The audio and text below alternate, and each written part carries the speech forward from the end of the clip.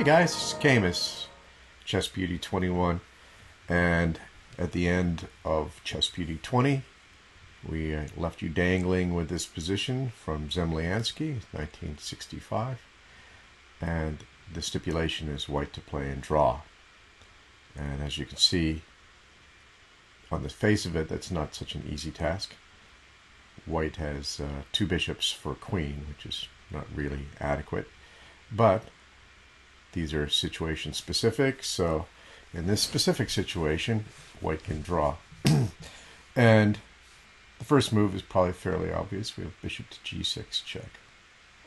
And now, king has a choice of two squares. If he goes to g8, then knight to h6, king to h7, knight to f7 is a perpetual check. So after bishop to g6 check, you really must try king to h8. But now we get knight to h6, which is threatening perpetual check once more. And believe it or not, black doesn't really have any sensible moves here. He can try queen to d8 check, but after king to e2, curiously, he's got no checks, at least no checks that don't involve losing the queen, so perpetual check will happen. His other choice after knight to h6 is knight to e6, but then bishop to g2, and the knight must go back and block. Knight to g7, knight to f7, king to g8, knight to h6 with the perpetual once more. So after knight to h6, so rejoin it from the beginning of the problem. Bishop to g6, king to h8, knight to h6, and now we showed you black's other tries here. His best bet is to play queen to f4, so that when the knight comes back for the next wheel of the perpetual, he can take it off. So knight to f7, king to g8, and now surprisingly enough, he plays knight to h6 anyway. Queen takes h6, and now the piece of resistance, bishop to c1. And what this does is turn the fortress theme around on its head.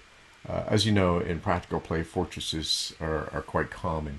I think this type of fortress is less common. It's really more of a jail theme than a fortress theme, because as you can see, the queen has no good moves. He's forced back to h8, and now bishop to b2, and the knight is pinned.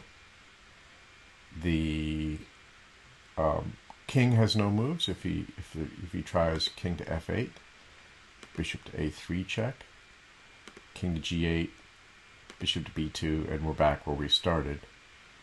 His only other choice, he can't move the knight without losing the queen, and white still has enough material to mate. So his only other choice is queen to h6. And then now bishop to c1 sends him right back again. Bishop to b2.